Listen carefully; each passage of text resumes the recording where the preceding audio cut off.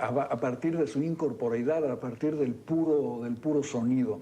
Entonces este ya es un elemento de viaje mágico que lo tienen las otras artes, lo tiene la palabra, lo tiene la pintura, pero por su incorporeidad misma, la música tiene esta capacidad muy especial para hacernos mover de una manera casi empírea, casi etérea, a otros mundos. Escogí eso, lo escogí porque la ópera de Berlioz, La condena de Fausto, me llevaba a un mundo muy extraño, a un mundo dislocado, disonante. Esta fue la gran virtud de Berlioz como músico, rompió con los cánones del romanticismo, del clasicismo, introdujo sonoridades prácticamente primitivas, escandalosas en su música, que llamaron mucho la atención en su época, pero que son el precedente de músicos como Stravinsky, El Rito de la Primavera o la Carmina Burana de Karl Orff, que no existirían sin este poder de Berlioz, que para mí evocaba un mundo perdido, un mundo buscado, un mundo que ya se fue o un mundo que aún no llega. Es lo que encuentro en esa cabalgata hacia los infiernos final de la ópera de Berlioz, y por eso la escogí como temática de mi novela. ¿La música es importante para usted en su escritura? ¿La música lo acompaña cuando escribe? No, cuando escribo siempre? Porque sería una falta de respeto a la música, ¿verdad? Estar escribiendo y no oír la música, sino como música de fondo. No, cuando oigo música, y cuando escribo, separo las dos cosas. Pero sí soy un gran amante de la música, y es algo que le debo a Buenos Aires, Osvaldo, porque yo vivía aquí cuando tenía 15 años, 16 años, y todos los grandes músicos europeos habían huido de la guerra, de la contienda, y venían a Buenos Aires. Estaban en el Teatro Colón.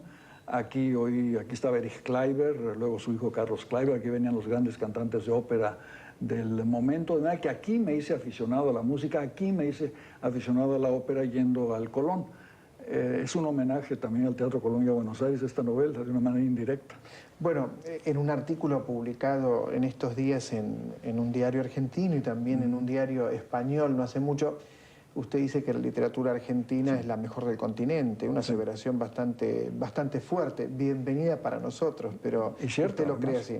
Es cierto, absolutamente cierta. Mire, yo no trato de parcelar la literatura en lengua española, creo que es un conjunto, es lo que yo llamo el territorio de la Mancha.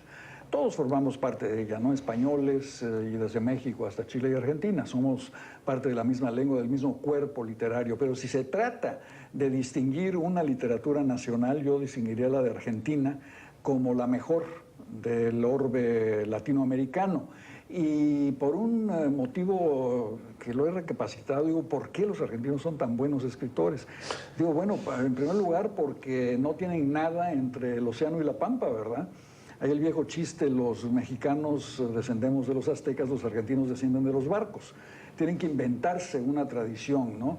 Como no tienen los templos de Chichén Itzá y Mayapán y el Cusco, pues inventan la biblioteca de Babel, ¿no? Borges inventa todo un mundo que resume el encuentro de Argentina con Europa, que crea una civilización. No hay que olvidar, lo digo en mi artículo, que Borges también incorporó la literatura hebrea y la literatura árabe a sus cuentos. Es otra herencia que se había olvidado en la propia España, que nos habíamos olvidado todos de que parte de nuestra cultura es la cultura de los descendientes de Sem, de Noé, los dos pueblos semitas hermanos que hoy están en conflicto, que son los palestinos y los judíos, ¿no?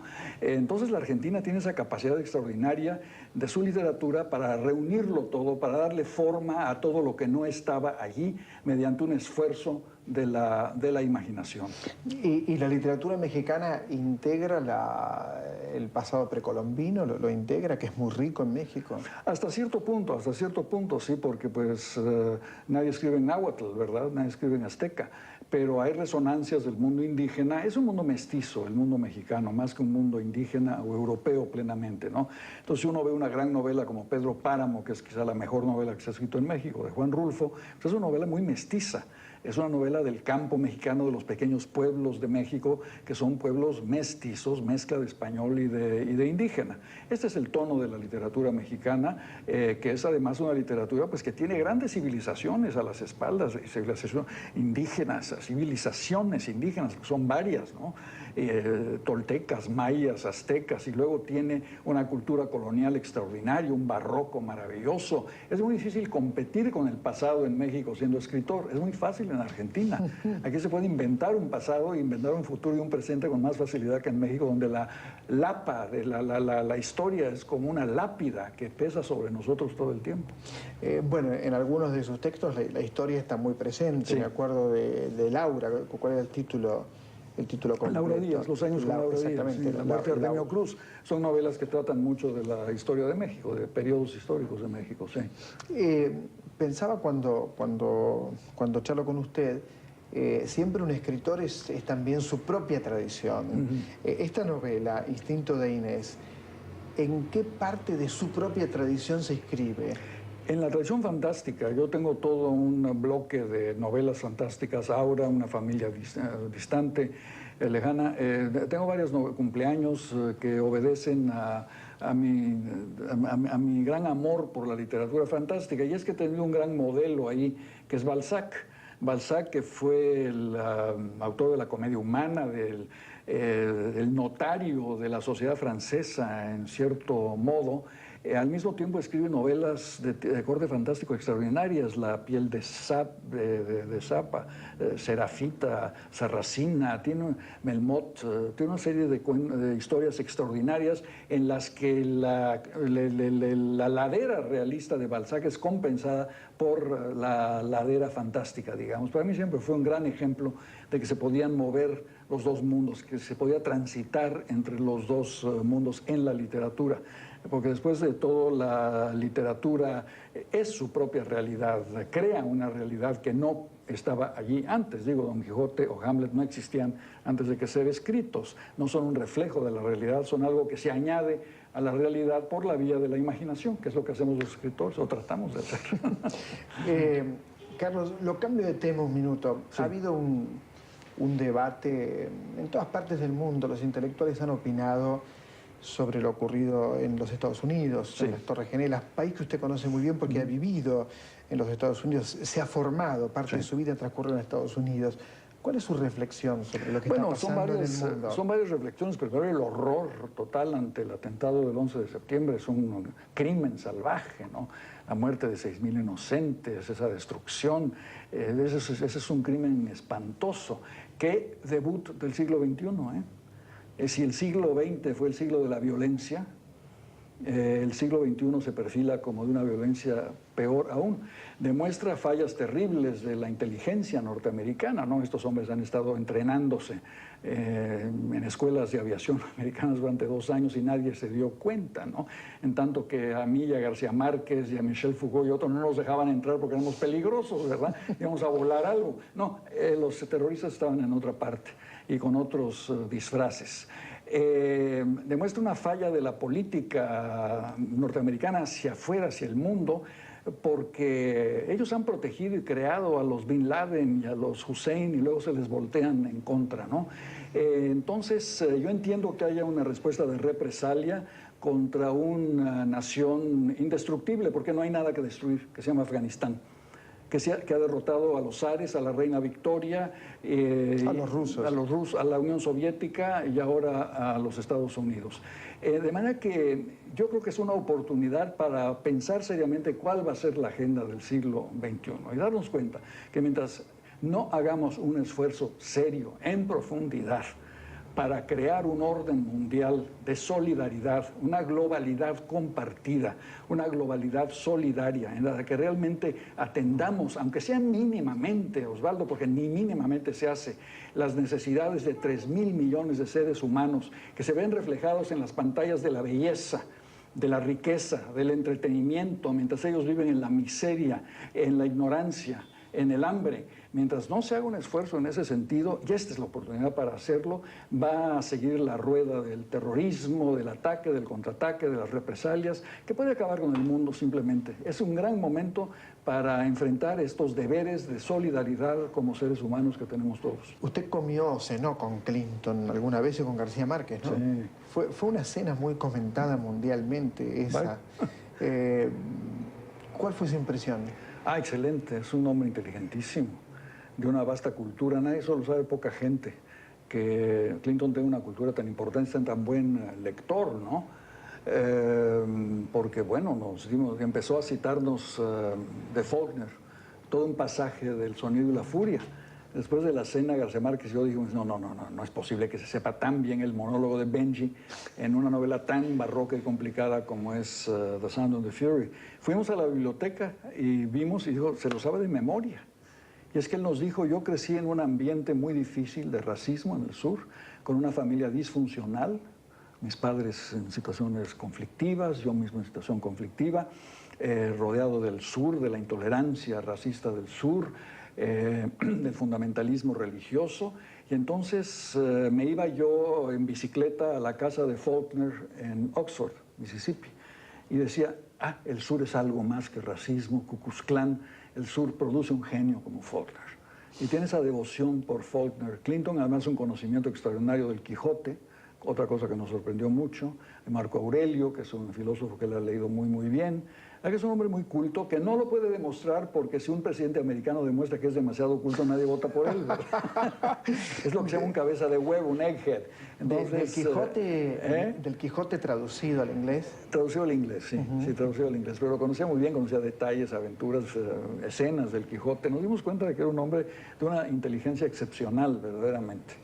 ¿Usted cree que los presidentes, los mandatarios se acercan a los intelectuales? ¿Usted cree que les prestan oídos a los intelectuales? Yo espero que no, porque les vamos a dar malos consejos. Muy malos consejos, ¿no? No, son dos mundos muy distintos, ¿no? El mundo, en el fondo, es el mundo del ser y el mundo del deber ser, ¿no? El intelectual está pensando en un deber ser, el político está actuando sobre lo que es, sobre la realidad. Ahora, que haya una influencia mutua y que a veces tenga relampagazos utópicos, un jefe de Estado no está mal, no está para nada mal, esto siempre lo ha dicho Ricardo Lagos, ¿no? Que dice, no, hay que hacer una defensa política de la utopía porque nos permite ver lejos, nos permite ampliar el horizonte del quehacer político. Carlos, ¿cómo hace para ser una personalidad que pasa parte de su vida viajando y dando conferencias y consultado por distintas personas en el mundo y además escribir y ocuparse de su obra artística? ¿No? Hay un momento donde el escritor llega a cierta fama que se le complica bastante la vida, ¿o no? No, yo la tengo muy organizada porque, mire, yo vivo 6 meses al año en Londres, encerrado a piedra y lodo escribiendo libros, solo veo a mi esposa. Tengo 3 o 4 amigos, vivo en una ciudad donde no se antoja salir a pasearse porque está lloviendo todo el tiempo, el clima es horrendo, los ingleses son muy simpáticos, la comida es pésima, entonces es ideal. No se priva de nada. No, es ideal para sentarse a escribir y sin embargo hay un gran teatro, música, periodismo, la información es excelente, la televisión es muy buena, de manera que hay una compensación y si uno se aburre mucho, pues toma el avión y se va a Madrid, a la gran juerga, que es Madrid, ¿verdad? Y la pasa muy bien, pero ahí escribo muchísimo. Yo escribo, me levanto a las 6 de la mañana, escribo de 7 a 12, 7 a 1, y eso siempre da un buen fajo de cuartillas todos los días. ¿Y hay clausura la agenda de compromisos? Totalmente, la clausuro completamente, sí. Y luego tengo la mitad del año para no morirme de soledad, ¿verdad? Porque escribir es un acto muy solitario, finalmente. Y yo soy un hombre gregario y me gusta estar con gente, conocer, discutir problemas, estar en la política y eso le dedico la otra parte del año, doy conferencias, veo gente, viajo, leo siempre mucho, estoy siempre leyendo, pero eso queda un equilibrio, sin duda. ¿Cómo está su vida? La pregunta, yo nunca jamás hago preguntas personales, ¿no? Pero me conmovió que usted le dedique a la memoria de mi adorado hijo, ¿no? Me impresionó mucho esto. ¿Cómo está su vida en ese sentido? ¿Está mejor? Eso deja una herida que no se cierra nunca. Que no se cierra nunca y uno responde a una pérdida tan enorme como esa, una promesa de un chico tan inteligente, pintor, poeta, dejó un libro de poemas, ha tenido exposiciones post-mortem en Barcelona, en Madrid, muy bien recibidas. Uno sabe cómo responde a eso. Yo respondo a ello incorporándolo a mi trabajo.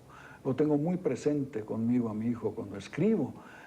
Siento que estoy escribiendo con él, siento que estoy haciendo lo que él hubiera querido hacer o lo que le faltó hacer, que es una manera de tener a una persona tan amada cerca de uno. Y mi mujer, que lo adoraba a su hijo, también tiene su manera de conversar con él, de estar con él. Lo tenemos muy presente.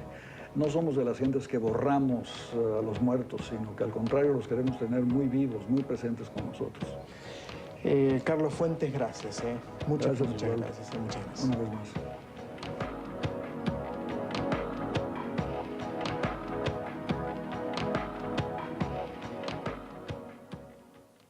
Medidas para la reactivación argentina. Se reduce el IVA hasta un 5% en todas las compras con tarjeta de débito. ¿Qué significa? Que por cada compra que se haga con tarjeta de débito, se ahorra hasta un 5% del monto total y el Estado le depositará ese ahorro en su cuenta bancaria. El objetivo de esta medida es aumentar la capacidad de consumo y comenzar a reactivar la economía. Argentina. Un niño, un amuleto, un sueño, un amigo, un secreto. El bola.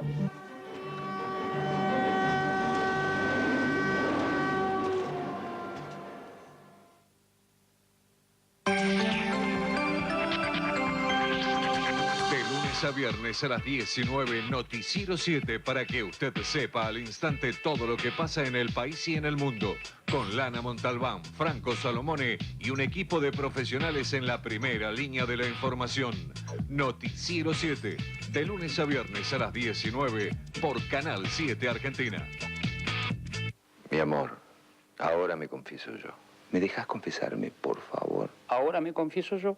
¿Quién se va a confesar? ¿Cómo yo? Confesiones del Pene. Arturo Bonín, Juan Palomino, Diego Peretti. Entradas en venta en Multiteatro, Corrientes y Talcahuano o por sistema Ticketmaster 4321-9700. Confesiones del Pene. Mi amor, ahora me confieso yo. Los sábados a las 21, Historia Confidencial. Los hechos y personajes de nuestra historia, analizados con objetividad y sin acartonamiento. Mario Pacho O'Donnell, Ignacio García Hamilton, con Felipe Piña y los mejores especialistas en los temas del pasado de nuestro país. Sábado, 21 horas, Historia Confidencial, por Canal 7 Argentina.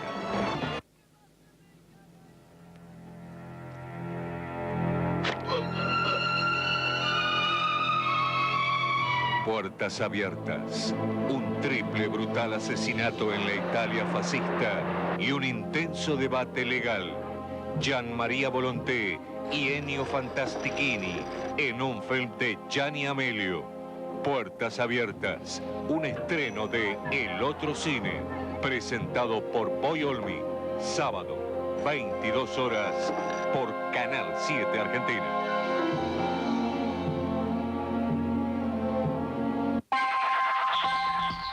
Estás en Canal 7 y no sos el único. Nos estamos viendo. Contrabando, evasión, son formas de corrupción. Pague sus impuestos y juéguese por la Argentina.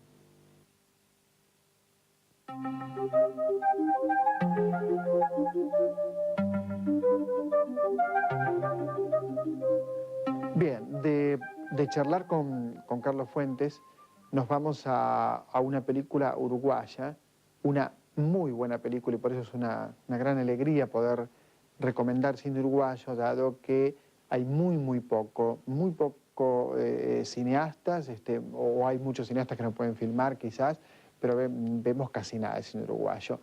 25 watts es una película de Pablo Revela, Juan Pablo Revela y Pablo Stoll. Muestra a tres personajes, allí están, el Leche, Javi y Seba, son ellos, que en realidad tienen muy poco para hacer, o tal vez tienen mucho para hacer porque tienen cierta vida interior que hace que, como todos los seres humanos, tengan deseos, tengan ilusiones, tengan aspiraciones. Pero lo que se ve en la película es cierto vacío, cierta nada, presente también en las películas de Perrone en la Argentina, de Trapero. Para mí este cine uruguayo es un cine rioplatense, es decir, es un cine que reconocemos como propio, como cercano. Hay dos actuaciones excelentes, la de Daniel Hendler y la de Jorge Temponi, los dos son excelentes. Todo el equipo es muy bueno porque también los personajes secundarios tienen mucho peso en la película. Tiene humor, tiene momentos poéticos y deja una sensación, por un lado, de angustia. Uno querría, para la gente joven, un destino más sólido, querría mayores objetivos, ¿no? Esto es lo que uno desearía como adulto. Pero por otro lado, no está el capítulo cerrado. También es una película que tiene ciertos aspectos de gran esperanza. No está el capítulo cerrado. Es un momento, es un corte en la vida de estos tres personajes y de los otros personajes, los personajes secundarios. Es una película que hay que ver, que yo le digo, hay que apoyarla, hay que verla, hay que pensarla, hay que disfrutarla. Es una película entrañable, así que recuerde, 25 watts. Siempre hablamos de libros que nos gustan. Y yo digo, también tenemos que tener un espacio para aquellos libros que no nos gustan, o que no sirven para nada, o que sirven para poco. Voy a mostrarles este libro. Este libro es El Cochero. Es un libro de Marcos Aguinis y Jorge Bucay. De Bucay no me extraña, porque Bucay no es serio, entonces no me extraña. De Aguinis me extraña bastante, porque Marcos Aguinis, hasta hoy por lo menos, era bastante amigo, viene al programa. Uno se pregunta, una disciplina tan importante, tan seria, como el psicoanálisis, como la psicología, que ayuda a tantos seres humanos, no merece este conjunto de trivialidades, de diálogos que se han desarrollado en presentaciones cuyo único objetivo ha sido ganar un poco de plata. No merece caer en la simplificación temas tan complejos como el amor, la fidelidad, la infidelidad, la pareja, el futuro. Me parece un libro atrozmente trivial. Lo siento por Marcos Aguinis. Un libro malo, malo de verdad, un libro anodino, superficial, absolutamente prescindible. Así que recuerde, El Cochero de Jorge Bucay y Marcos Aguinis. Pasamos a otra película que quiero compartir con usted. El título es La fortuna de vivir. Es una película con un tono impresionista, una película bucólica sobre las relaciones humanas. El director es Jan Becker, y cuando hablo de pintura impresionista pienso aquella premisa de captar el tiempo a través de la luz. Aquí hablan de la amistad, los intérpretes son Jacques Pilleret, Jean Gabin, Michel Serrault, y habla de la amistad entre dos, entre comillas, atorrantes como los llama Serrat, ¿no? Atorrantes poquito vagos, pero muy simpáticos, buena gente, que vive en un pantano. Y un hombre rico, un anciano rico, que vivió en ese pantano y que supo cazar ranas, sapos y que supo tener mucha relación con el pantano. Si usted ve la película como una película amable, simpática, atractiva por los temas que desarrolla, por ejemplo, un enfrentamiento entre un boxeador de mala muerte y uno de estos, entre comillas, atorrantes, la película tiene valor, se la ve como género de película amable. Si usted le busca profundidad y hondura, claro, quizás no la tenga tanto, porque los pantanos están llenos de mosquitos, por un lado, no son tan poéticos como los describe el film, y un hombre es difícil que llegue a rico sin saber sumar y restar como este personaje de la película. Sin embargo, la película es un género bucólico, un género de películas amables, un género de películas sobre la amistad, los afectos, las relaciones humanas. O sea, La fortuna de vivir, yo le digo que es buena, y la película uruguaya le digo que es muy buena, por momentos deslumbrante, y muestra también ese cine que se puede hacer con muy poco dinero.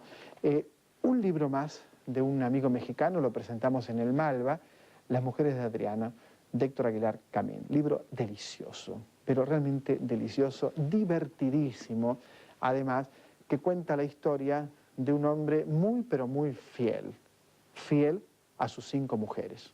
muy fiel a sus 5 mujeres a lo largo de toda la vida. Las acompaña en el amor, las acompaña en la enfermedad, las acompaña en la lucha por vivir. A su vez ellas también han hecho matrimonios, a su vez ellas también han hecho parejas. El libro se lee de un tirón y tiene algunas partes y algunas frases sencillamente memorables. Por ejemplo, se pregunta en una parte del libro si el país va a sobrevivir. Y uno pregunta, bueno, eso se lo pregunta un mexicano, si el país va a sobrevivir. Es una pregunta que a menudo nos hacemos los argentinos. Humor, inteligencia, buena prosa. Héctor Aguilar Camín, Las mujeres de Adriano. Bueno, me quedó el libro de Birmacher. Esperemos que la semana que viene conversemos con Marcelo Leonardo Levinas sobre el último crimen de Colón, un libro que estoy leyendo a toda velocidad y con muchas ganas porque es un excelente libro y quiero que Marcelo esté aquí con nosotros. Un abrazo, ¿eh? Nos reencontramos el próximo sábado, por supuesto, a las 7 de la tarde aquí en Canal 7. Gracias.